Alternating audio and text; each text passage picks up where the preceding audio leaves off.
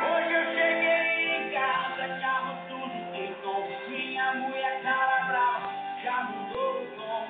Perguntou o tempo todo onde que foi a festa. Logo percebeu, tava com chifre na testa, a casa caiu, começou a gritar.